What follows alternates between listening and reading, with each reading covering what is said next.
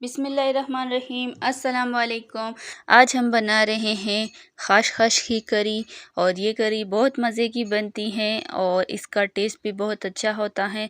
आप इस रेसिपी को ज़रूर ट्राई करके हमें ज़रूर बताइएगा। तो चलिए रेसिपी शुरू करते हैं। यहाँ पर हमने ली है कढ़ाई और इसके अंदर मैंने 1 कप ऑयल डाल दिया है। तो ऑयल को हमने गरम कर लिया है और इसके साथ ही हमने 1 चम्मच कुटा हुआ लहसुन डाला है। तो लहसुन को भी हम अच्छे से भून लेंगे और इसका जो कच्चापन है वो हम ख़त्म करेंगे। तो लहसुन का कलर गोल्डन हो गया है। अब हम इसमें 1 कप पिसी हुई प्याज डालेंगे और प्याज हमने 1 कप ली है, आप 2 बड़े साइज़ की प्याज ले सकते हैं। प्याज को भी हम अच्छे से भून लेंगे, इसका जो पानी है वो खुश्क कर लेंगे और कलर इसका चेंज हो जाए तब तक हम इसको भूनेंगे। तो ये आप देख सकते हैं इसका कलर जो है चेंज होना शुरू हो गया है। तो यहाँ पर हमने ले लिया है ग्राइंडर जग और इसमें हम डालेंगे ये भीगी हुई खसखस। तो खसखस मैंने आधा कप ली थी और इसको मैंने रात भर पानी में भिगो दिया था। अच्छे से ये फूल गए हैं और इसके साथ जो एक्स्ट्रा पानी है वो हमने निकाल लिया है और थोड़ा सा साथ ही है ये हम इसके साथ ही डालेंगे जग के अंदर।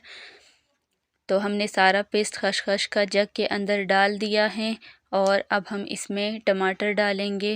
तो टमाटर मेरे पास छोटे साइज़ के थे तो मैंने ज़्यादा लिए हैं, आप 3 अदद ले सकते हैं बड़े साइज़ के और इसको मैंने दरमियान में से कट करके 2 पीस बना लिए हैं। तो ये टमाटर भी हम जग के अंदर ही डाल देंगे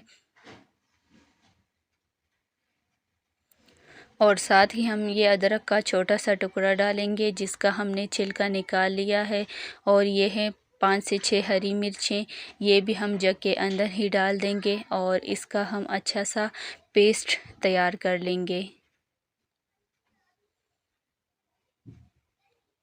तो यहाँ देखिए प्याज का गोल्डन कलर हो गया है, खूबसूरत इसका कलर आ गया है और पानी भी प्याज का खुश्क हो गया है अच्छे तरीके से।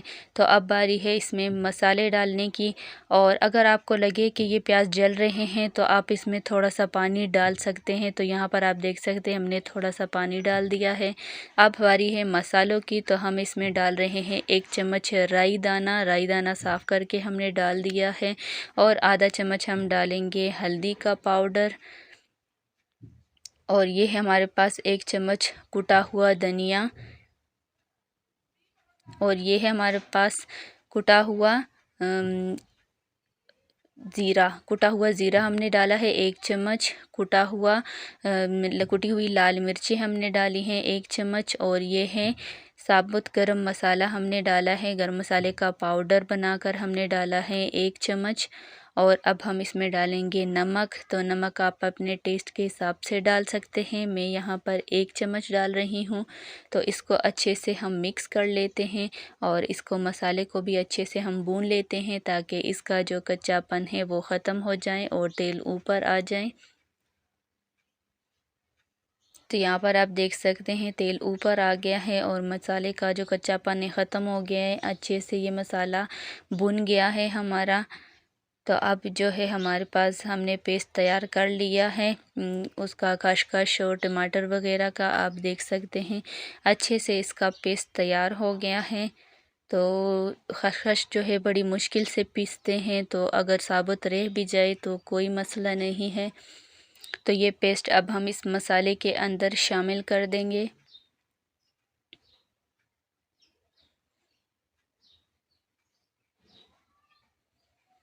तो सारा पेस्ट हमने कढ़ाई के अंदर डाल दिया है, इसे हम अच्छे से मिक्स कर लेंगे ताकि रंग जो है इसको लग जाए जो हमने पेस्ट डाला है।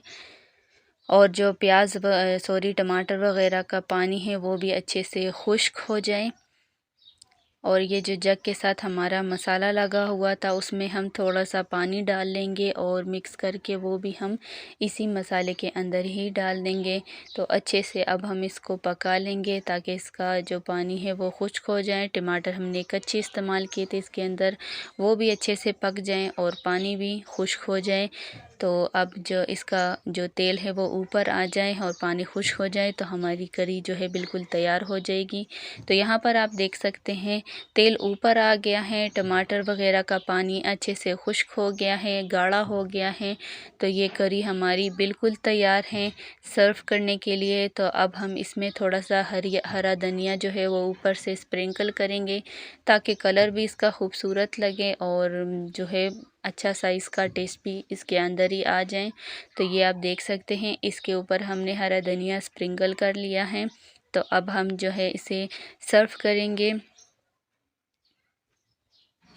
तो ये देख सकते हैं आप, इसे हमने खूबसूरत से बाउल में सर्व कर दिया है। बहुत ही मज़े की ये करी बनी है। ज़रूर आप इस रेसिपी को ट्राई करिएगा और कमेंट करके हमें ज़रूर बताइएगा कि आपको ये रेसिपी कैसी लगी। तो चलिए अब आपसे इजाज़त चाहूँगी। अपना ढेर सारा ख्याल रखिए। अल्लाह हाफ़िज़।